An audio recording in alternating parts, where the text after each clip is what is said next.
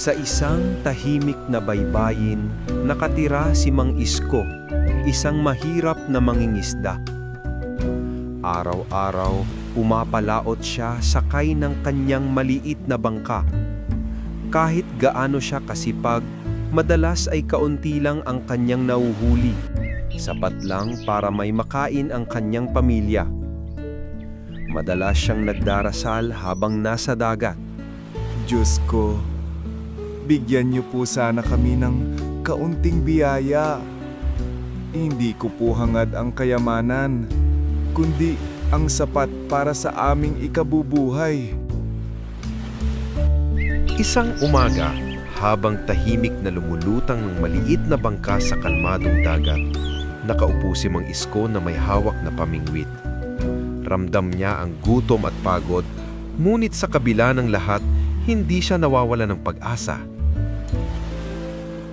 Sa di inaasahang sandali, biglang umalog ang kanyang pamingwit.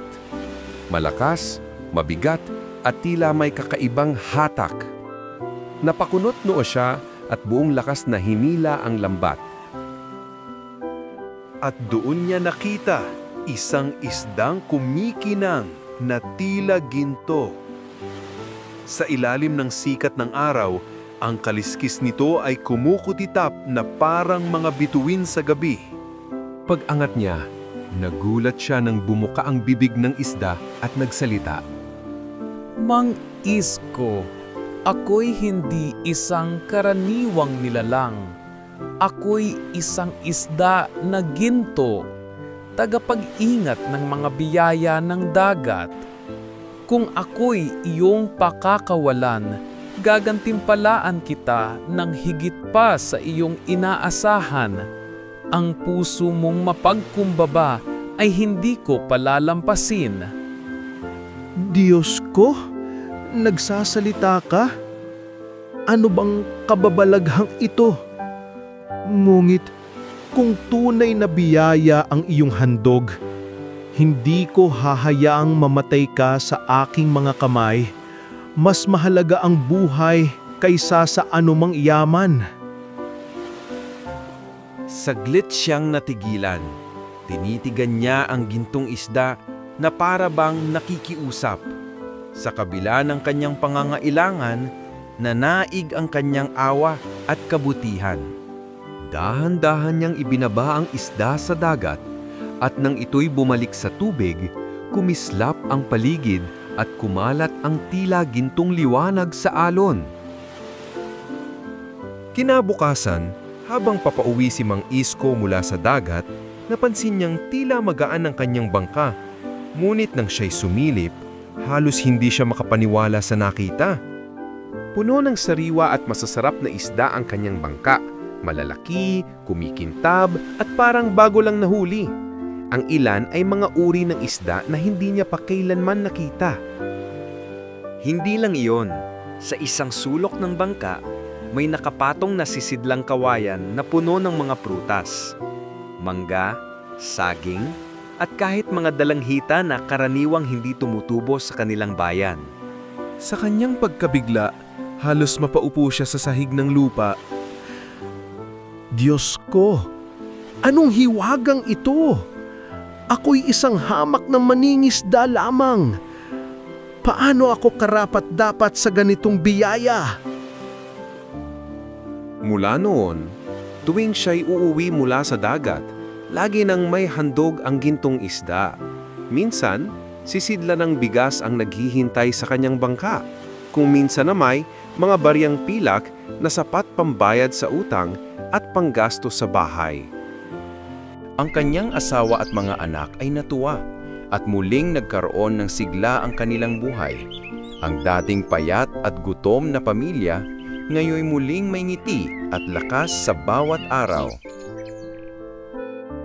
Salamat, Panginoon! Hindi na kami muling magugutom.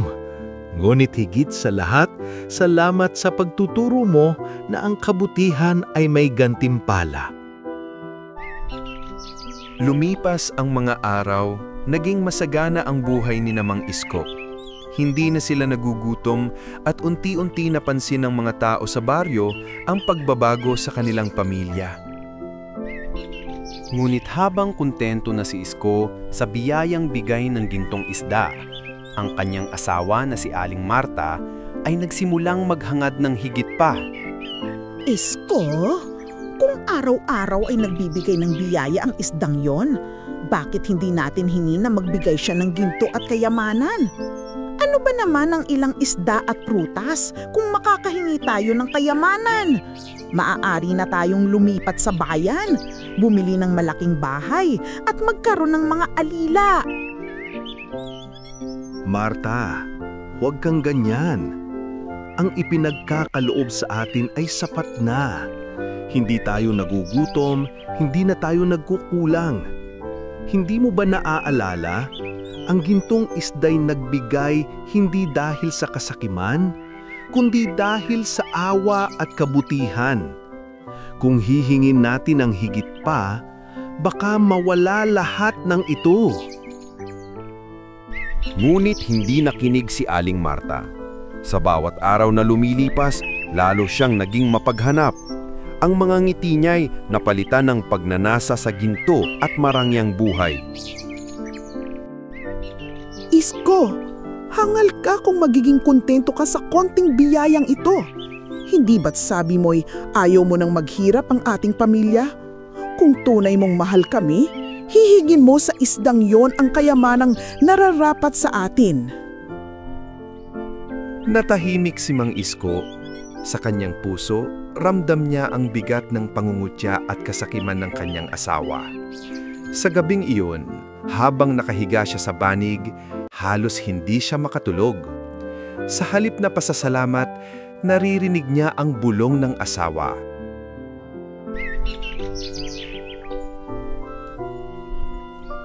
Kung hindi mo gagawin, ako mismo ang lalapit sa dagat at ako ang hihingi ng yaman sa isda. Kinabukasan, muling pumalaot si Mang Isko. Habang siya ay nasa gitna ng dagat, tumambad muli ang mahiwagang liwanag mula sa ilalim ng tubig. At gaya ng dati, muling nagpakita ang gintong isda. Mang Isko, narito akong muli upang maghatid ng biyaya. Ano ang iyong ninanais ngayon? Wala akong ibang nais, kundi ang ibinibigay mo na isda. Sapat na ang pagkain at kaunting kaginhawaan para sa aming pamilya. Hindi ko hangad ang higit pa. At sa kanyang pagsagot, muli ngang napuno ang kanyang bangka ng mga sariwang huli at prutas. Ngunit pagdating niya sa pampang, sinalubong siya ng kanyang asawa. Isko, hanggang kailan ka magiging hangal? Bakit hindi ka humiling ng kayamanan? Pinakawalan mong muli ang pagkakataon. Marta, sapat na ang biyayang ito. Hindi tayo magugutom. Hindi na tayo naghihirap. Ano pa ba ang kailangan natin? Ngunit lalong nag-apoy ang galit ni Aling Marta. Hindi siya nakinig at sa halip, siya mismo ang nagmadaling pumunta sa dalampasigan. Kung wala kang tapang, ako ang gagawa. Ako ang lalapit sa isdang iyon. Ako ang hihingi ng yaman na nararapat sa akin. Lumuhod siya sa gilid ng tubig at buong lakas na sumigaw, halos pasigaw na nagmamakaawa. Oh, mahiwagang gintong isda. Ako ang asawa ni Mang Isko. Ako ang tunay na dapat pagbigyan ng iyong mga kayamanan. Bigyan mo ako ng ginto. Bigyan mo ako ng palasyo. Bigyan mo ako ng lahat ng yaman sa mundo. Sandaling tumahimik ang paligid. Ang dagat na dati payapa, ngayoy biglang umalon at lumakas ang hampas sa pampang. Mula sa gitna ng dagat, muling lumitaw ang gintong isda. Ngunit ang kanyang tinig ngayon ay malamig, mabigat at puno ng galit. Aling Marta, ang kabutihan ang gantimpala ng aking biyaya, hindi kasakiman. Ang iyong pusong gahaman ay hindi karapat-dapat. Dahil sa iyong pagnanasa, ang lahat ng ibinigay ko ay aking babawiin. Biglang lumiwan na agang buong dagat. Ngunit sa halip na ginto, mga bato at alikabok ang lumitaw sa harapan ni Aling Marta. Ang kanilang bangka na puno ng biyaya ay biglang naupos at naglaho, iniwang wala ni isang isda. Anong nagawa mo, Marta? Dahil sa iyong kasakiman, nawala ang lahat. Hindi ito maaari. Ibalik nyo ang kayamanan. Hindi ko kayang mabuhay ng muli sa kahirapan. Ngumit wala nang sagot. Ang gintong isda ay naglaho at ang dagat ay muling nanahimik. Tila ba isinara na nito ang biyaya ng dagat.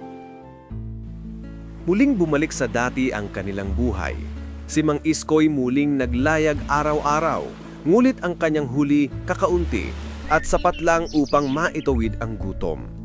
Ang kanilang kubo'y muling naging payak at ang dating galak ng pamilya'y napalitan ng bigat ng kahihiyan at panghulila. Marta, sana'y naintindihan mo ngayon.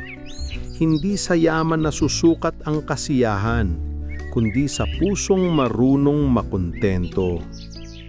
Isko, patawad. Ako'y naging bulag sa kasakiman.